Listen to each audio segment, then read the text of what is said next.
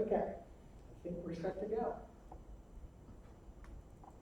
I'm going to share screen and then pull up the presentation. And everybody should be able to hear me and see this now. So, any questions from last time? Online, in class, everybody's happy. Expect to see another homework posted. Exam 1 week from today. You should have notified me if you need to do something other than the room that we're scheduled in. So we're scheduled to have the exams in the room. We've got a few rooms.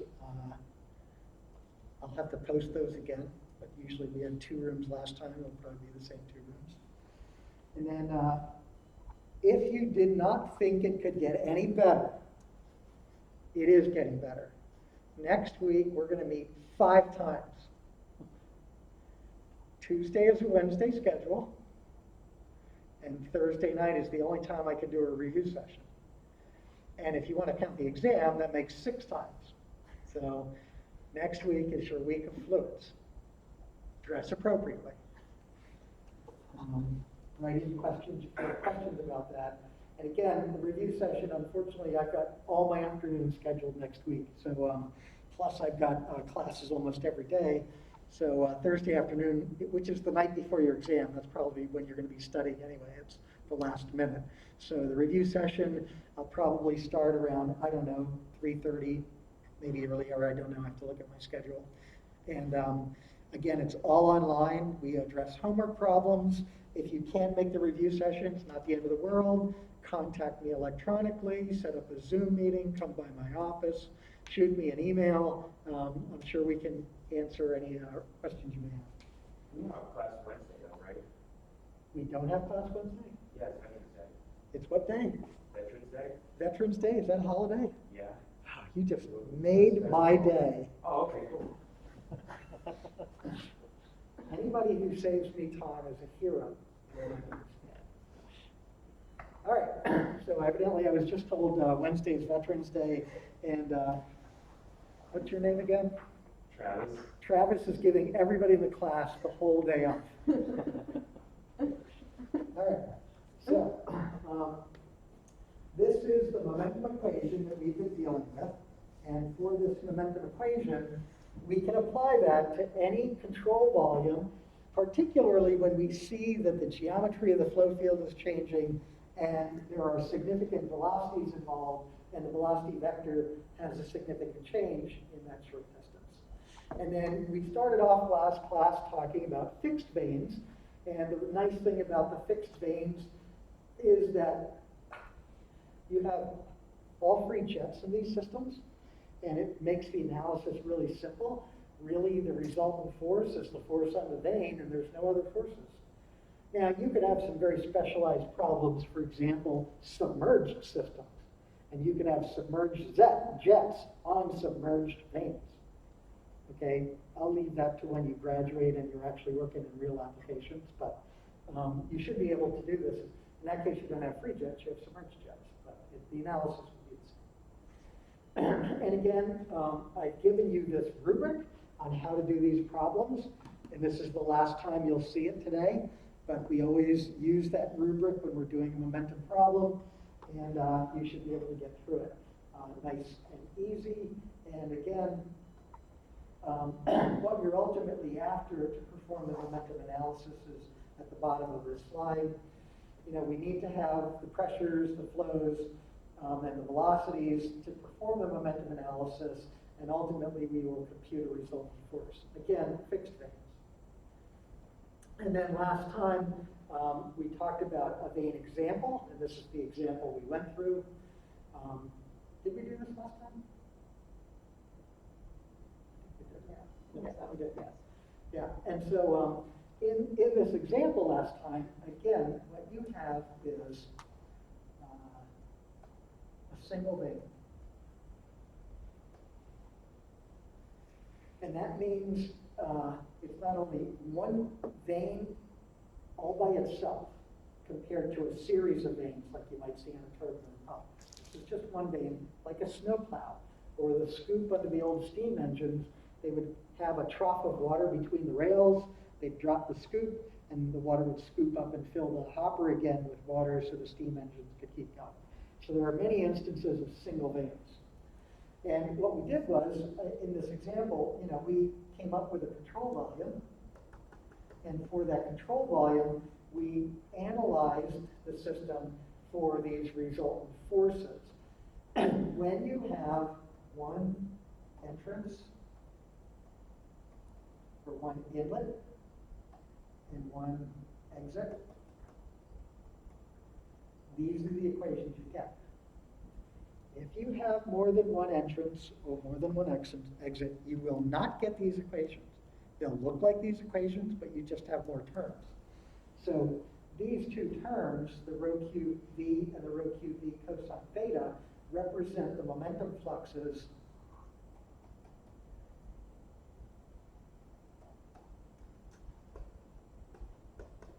entering and leaving. If you had more locations where the fluid was leaving, there would be other terms on this equation. And same thing for the other equation. Okay, so just be aware of that. You're going to see these two equations again because the examples I'm doing today are going to be just a simple vein with one location of fluid entering and one location where fluid's leaving. I don't need to recreate these equations unless you really want me to. I certainly will. So, where we ended last class was, we can have a vein now, and for example, go back to our original little vein that looks like this, and we have a jet coming at it at V0, but now the vein can be moving either towards or away from the jet. So now the vein is moving. And this is an unsteady problem, which means we can't apply energy and we can't apply the momentum equation because both of those equations were developed for steady state systems. So how we convert this unsteady problem to a steady problem is to become an observer moving with the vein. And so in that case, the vein is sitting still. It's a fixed vein problem. And now what you have is some relative velocity approaching the vein. By becoming an observer moving with the vein appears to be fixed, which makes this a fixed vein problem, and the last equations with modifications are appropriate. So, for the moving vein analysis, the first thing we need to do is convert the problem to a fixed vein problem. So again, this is the system as you see it as an observer just sitting in your sofa or sitting in your chair.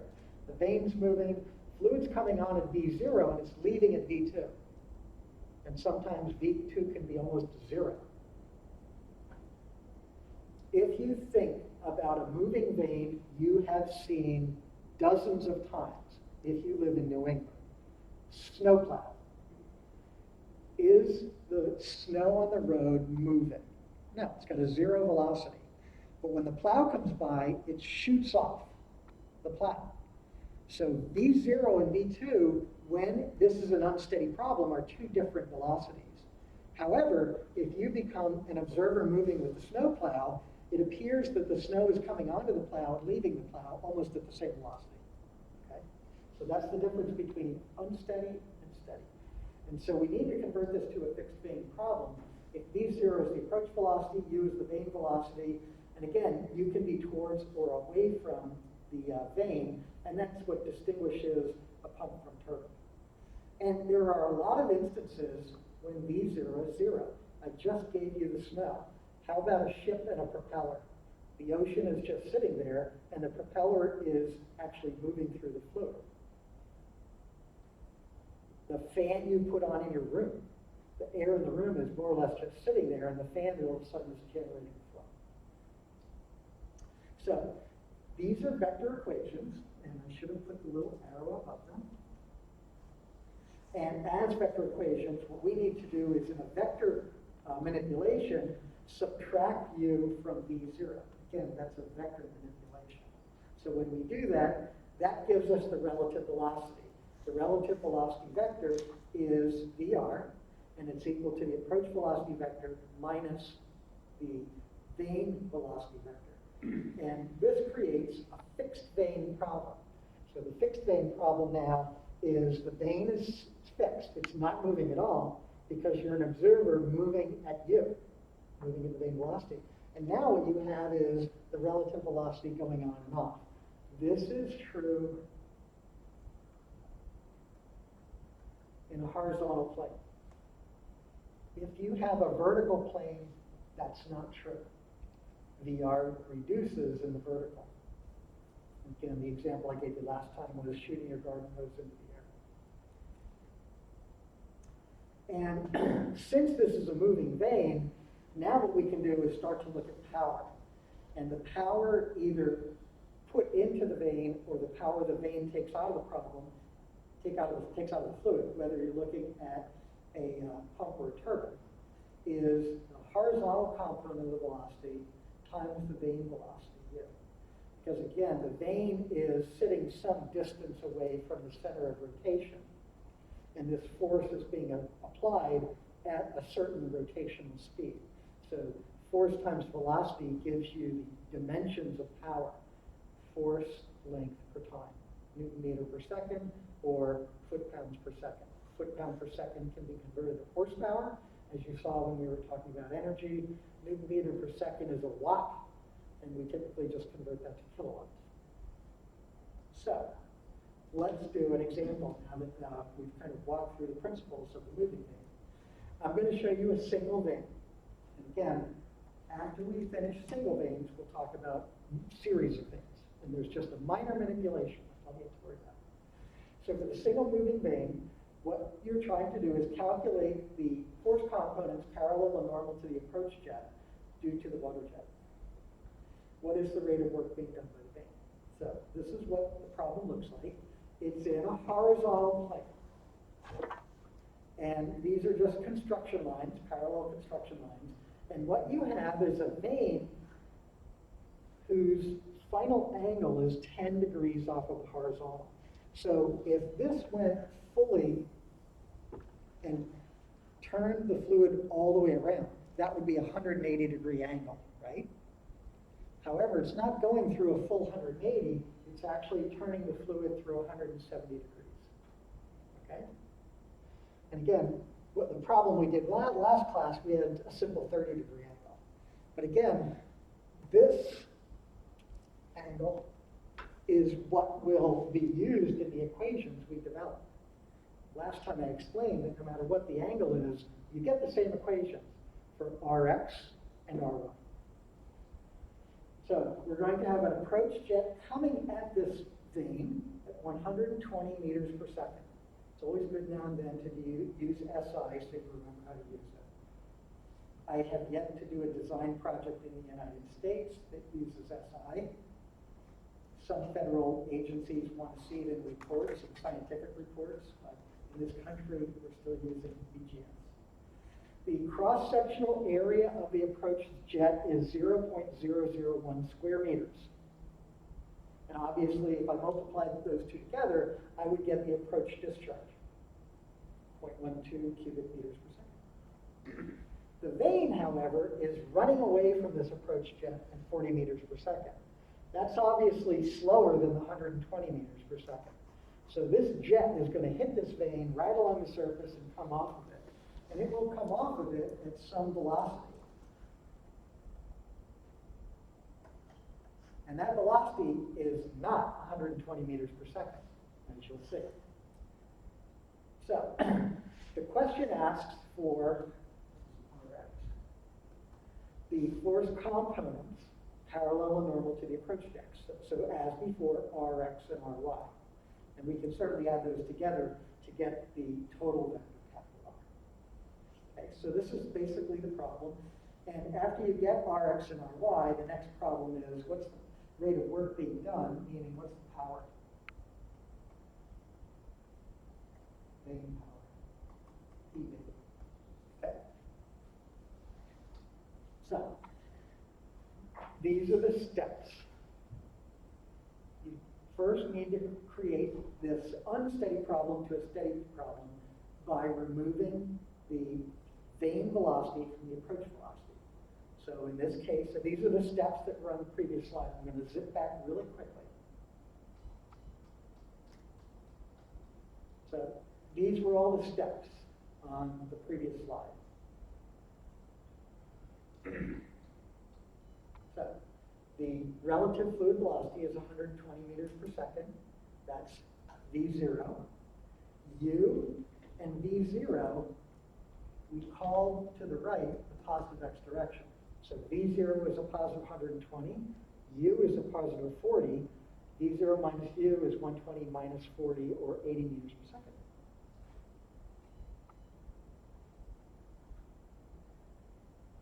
Okay, so now that it's a fixed vane problem, you have VR as 80 meters per second coming on and 80 meters per second going off.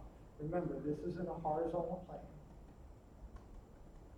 And what we do to demonstrate that you have that velocity is just write a Bernoulli equation from the inlet before the vane to the exit after the vane. P over gamma is 0, it's in a horizontal plane, both of the z values are the same. V entering has to be equal to V leaving, because it's in a horizontal plane. So then we want to calculate these force components, and again, we have already derived that we can get the force components from a momentum analysis of the vane on the control volume of the fluid just entering and just leaving the vane surface. Would you like to see these developed again? Yes? Yeah. You know, it's Friday. Even I deserve a break on Friday. I'm just adding a slide or two. Okay.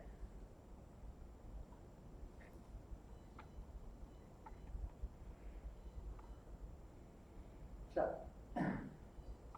here is our vane, and we have 80 meters per second coming on and 80 meters per second coming off at a vane angle equal to 170 degrees. And the next thing we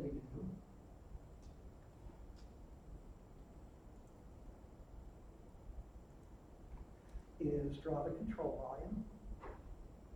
The control volume is going to start just before and go to just after the vane. That's my control volume. And then, as we have done before, again, I'm just going through all those steps I said I wasn't going to put on board again. Here is our coordinate axis system. And z is equal to 0 in the plane of the vane.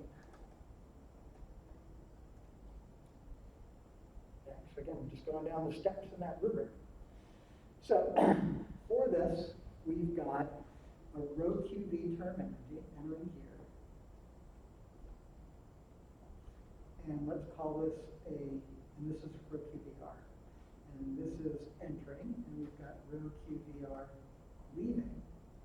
And that rho QVR has a component in the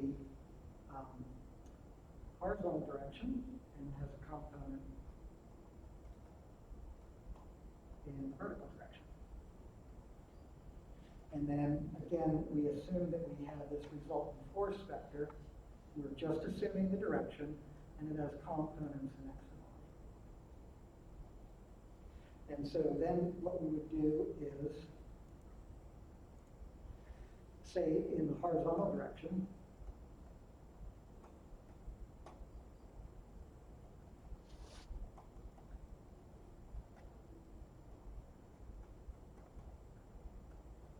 the sum of the forces in the x is equal to the sum of the momentum fluxes in the x. The only force component we have in the x is Rx, and it's directed in the negative x direction. So minus Rx is equal to the rho QV term entering, the velocity vector is in the positive x direction, and the rho QV term is entering, which is a negative. Negative times a positive is a negative minus rho QVR. And then at the second location,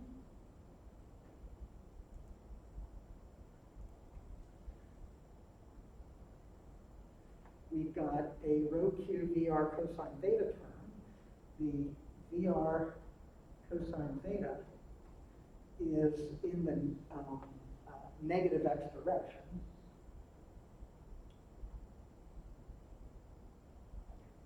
And the term is leaving, so that's a negative. But as before, what we're going to do is, if this thing had only gone through 30 degrees up to 90 degrees, the cosine of theta would be a positive number. Once theta gets to be greater than 90 degrees and up to 180 degrees, cosine of theta is a negative number. So I'm just going to leave that as a positive rho Q dr cosine theta. Because I know the cosine of theta is going to give us that sign on the velocity vector. So therefore, Rx is equal to rho Q dr. 1 minus, sorry, yeah, 1 minus cosine theta. And again, because theta is 170 degrees now, that minus cosine theta is like cosine of 170 degrees is like 0.98 minus 0.98. So it'll be 1 plus 0.98. So if you look in the y direction,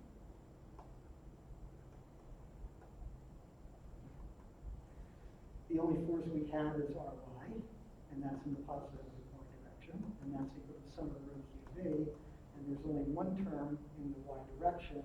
It's, again, equal to rho Q.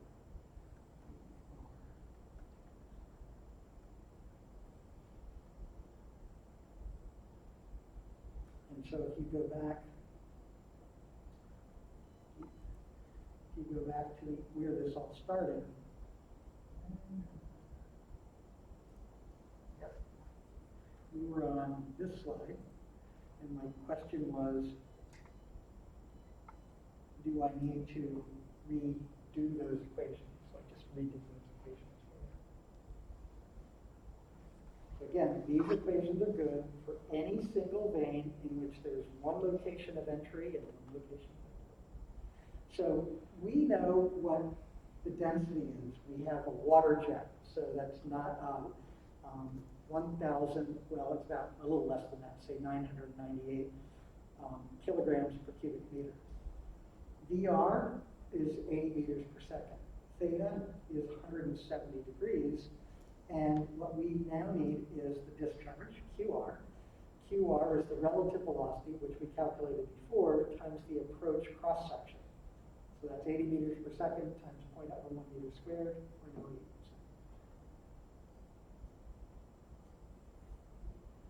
And so basically now you have everything to calculate what you were asked to first do. Give me the components parallel and normal to the approach jet. And we're just going to use those two equations. And again, I developed those equations. So here's our moving vein, and here's the x direction equation. Density 998.2 kilogram per cubic meter cubed. Discharge 0.08 cubic meters per second. Velocity, that should be VR, that's that. 80 meters per second, and times 1 minus cosine of 170 degrees. And that gives you 12,680 meters. And remember, this is approximately minus 0.98. Again, there's a double negative in there. Similarly, Ry is rho QR VR sine theta. And similarly, we can just put in all the information we know, and we find out that the vertical component is really small, and that's because you're turning this thing almost through 180 degrees. If you turn this jet completely through 180 degrees, there would be no Ry.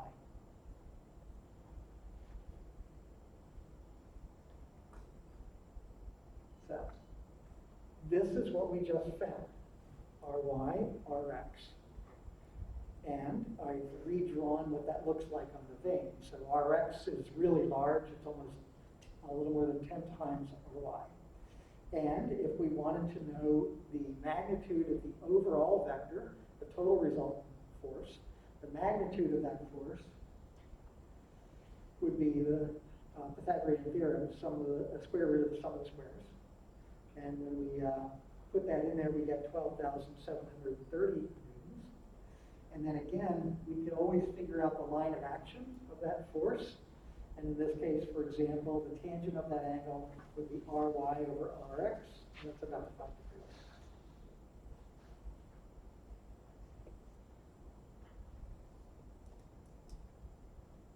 Okay. So, continuing. This is what we started with. This is the unsteady problem. And the last question you were asked to describe is, what is the rate of work done by the vein? And at the end of last class, I had gone through this, but the rate of work done by the vein is the power. And in this case, the power, if we want to call it the power of the vein, is the x component of the force you just calculated times the vein velocity. So again, a force times a velocity. This force is continually being applied to this vein. And therefore, that is a rate of work that's occurring on this vein. So in this case, we calculated the x component as 12,680 newtons. That was on the last slide. Vein velocity is 40 meters per second, and that gives us 507,200 newton meter per second squared, which is 507,200 watts, which is 572 kilowatts. Okay. So you were asked to get the force components perpendicular and parallel to the approach jet. You were asked to develop or calculate the rate of work being done. If you were just asked to calculate the rate of work being done, you only needed Rx. You didn't need Ry. Again, on an exam, it's all about using your time efficiently. Make sure when you read a problem, you know what is being requested of you. Don't create extra work for you, because let's say this was an exam problem and you were just asked for the rate of work.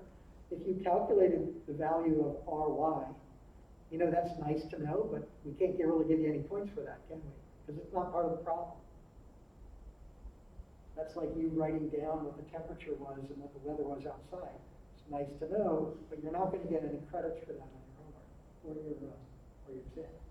So let's think about what happens before and after this actual moving vein.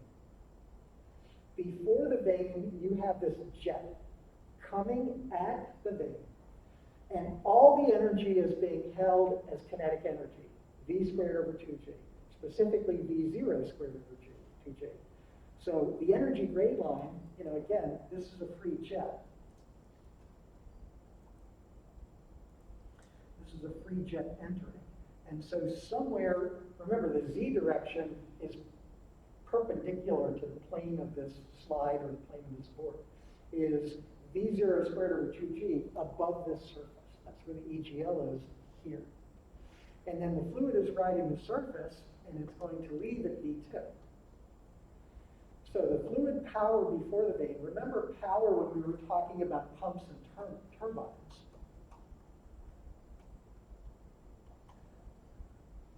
We would take discharge times specific weight times either the power extracted, the energy extracted by the pump, EP, or, sorry, added by the pump, EP, or the energy extracted by the turbine, ET. Well, in this case, we don't have a pump or a turbine, we're just talking about a free jet. What's the power associated with that free jet? Well, it would take all of the energy that you have, and all of the energy is v squared over 2g, multiply it by the relative discharge, QR, notice that, times the specific weight. And that's the power coming onto this vein. And then on the previous slide, we calculated how much power the vein removed. So the vein is going to remove a certain amount of power, and that means you're going to have a certain amount of power leaving. So leaving the jet, again, is V2. V2 is in the real sense. It's not a relative problem anymore. You're sitting there on your sofa and you're watching this thing spinning around. So the fluid comes on at V0, and it leaves at V2. So the power remaining in the free jet after the vein is P2, just like P1 is QR gamma V0 squared over 2G. P2 is QR gamma V2 squared over 2G. All the energy after the vein is held as velocity head because it's a free jet.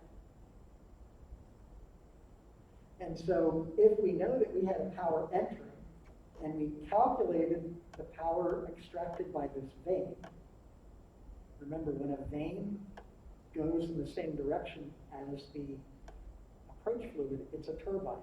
So that vein is taking out power. When the vein is moving at the approach jet, it's a pump, and the vein is adding power to the fluid.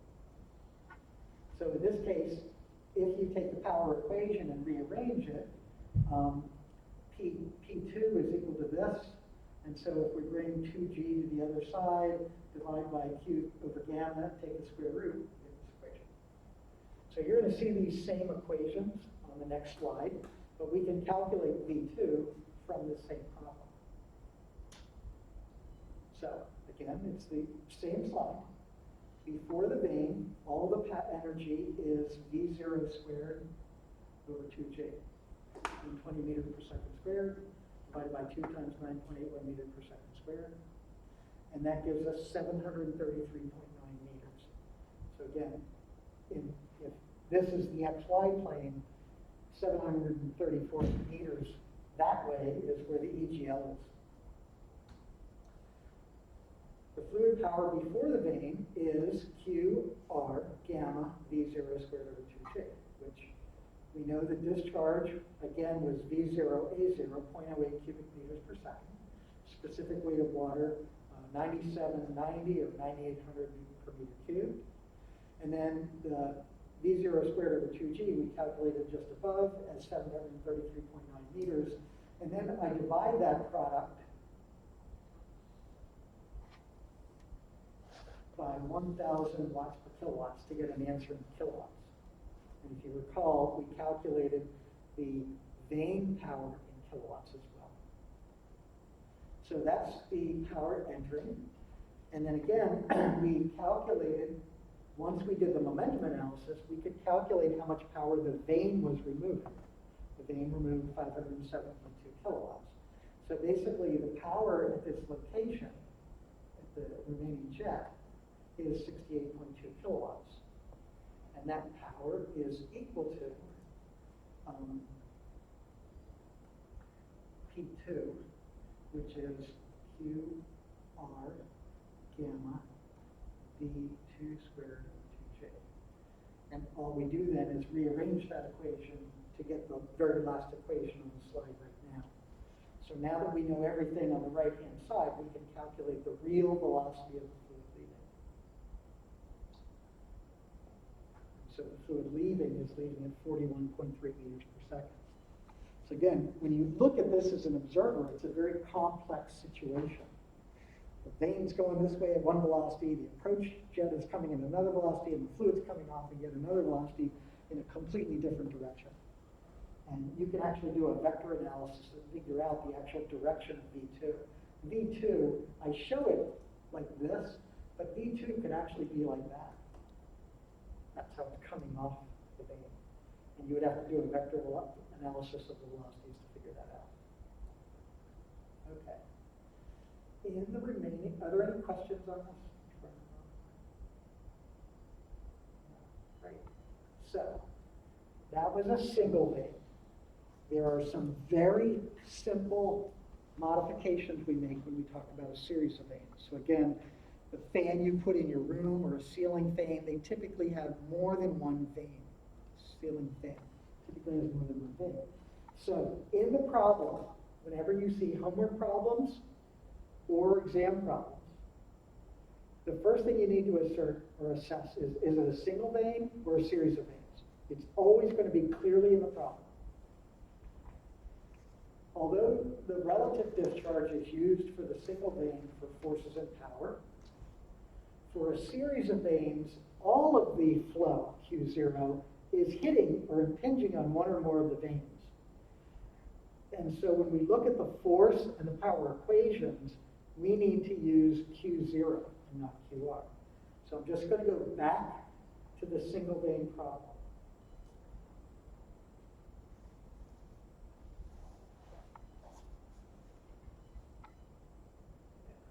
So in the single vane problem, moving vane problem, we're using the relative discharge in the forces. And when we get to the power, that relative discharge, again, is built into this. So when we get to series of vanes, we're going to modify these equations, and I put the modification in red. For the single vane, we had QR at this location. For a series of vanes, we use Q0. You still have to develop this into a steady state problem. So the relative velocity is always going to be there. But it's the discharge, mass flux, is the complete mass flux when you're talking about a series of vanes. Similarly, in the y direction or the other direction, we still use the relative velocity to make this a steady state problem, but we use the full discharge to develop the forces and then ultimately the power. The input power before was QR, gamma V0 squared over 2G, now it's Q0. The vane power, same as before, and the remaining power, again, Q0. So these are the nuanced differences. When you had a single vane, all of those red Q0s were QR. Other than that, the analysis is exactly the same. You only look at one vane when you're doing the analysis, but the fact that it's in a series means you have to make these adjustments. Am I clear about that?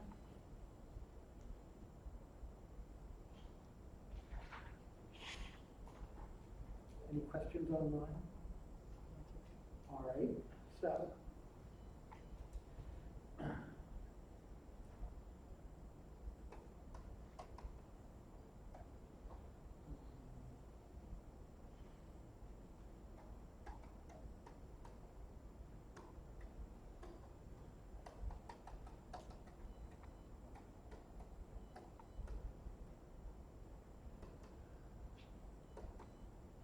So, Monday, we are starting a new topic, the boundary layer theory.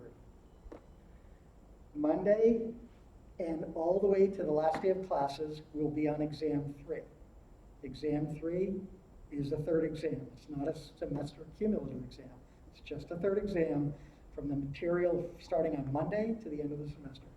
We'll go through boundary layer theory, then we'll go through friction losses in pipes, and then we'll do some open channel flow stuff, and we're done. That's the rest of the semester. So today's lecture is on the exam. If I give homeworks tonight, they're going to be on momentum. That's going to be covered on the exam. So there should be no question about what we're covering in the exam. Again, I will set up this time. I can't remember if I published the rooms.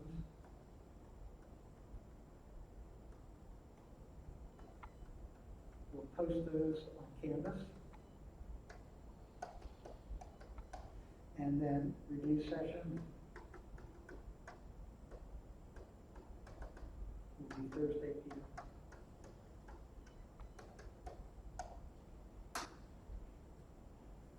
We have two questions. One says, will buoyancy be on the exam? And one says, what chapters exactly are covered in exam 2? So, two questions. Will buoyancy be on the exam? I think the buoyancy comes from fluid statics, and I covered fluid statics on the exam 1. If you would like buoyancy, I will put it on exam 1. On exam 2, if you would really like buoyancy. And then the other question was, what chapters will be covered? so what chapters will be covered? Do you see these topics? There's something called your syllabus. Go to your syllabus and you'll see what chapters in the book are covered. Syllabus was very thorough, almost lecture by lecture. We have some more questions. Sure, I'm listening. Will forces on curved submerged forces be on the exam? Did forces on curved surfaces occur before or after acceleration due to fluid masses? That's for whoever asked that question.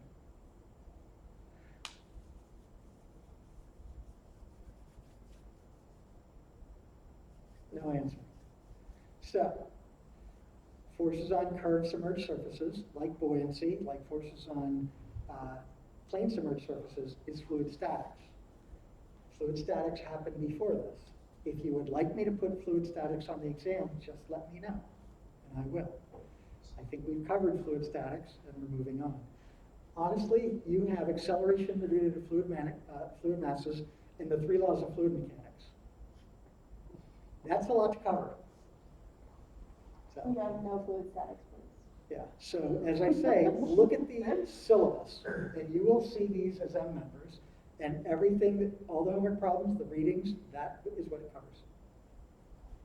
We also have, will the next lab still be due on Friday, since it will be due on the same day as the exam? Do you want the next lab due on the same day as the exam? Yeah. I got a very quick no. We also want to know. So, what we did before was make it due on the Monday afterwards, correct? So, yeah, that's what we did last time. Is this the 6th lab or the 7th? It should be Six. 6? So let's make it due Monday. And could one of you post that to my Okay. Canvas, because I'll forget. Sure, so, So that, lab 6 is posted today, or has it been posted? No, it was posted, yeah, it would be posted today. today. yeah, Yeah, I I'm didn't, just gonna look at the. yeah, I didn't see the Canvas announcement. Was it posted already? I don't think so. Yeah, okay. So, if you can catch Sam before he posts it, send him that note and we'll make it due Monday. So Monday, the 16th. I can also sort the videos for the second exam for the student to follow easily, like what I did for the first exam. Okay, I will post all the videos to know. okay. Rusba said he would organize the videos for you Second exam. for the second exam. And they should all be organized by date, but. Any other questions? You're forcing me to let you out early on Friday? Oh, heresy. Do all you want. I see somebody's typing. Yeah, well, we had a question about a crib sheet, but yes, they can crib sheet. All right, then that's it. We'll see you Monday. Monday.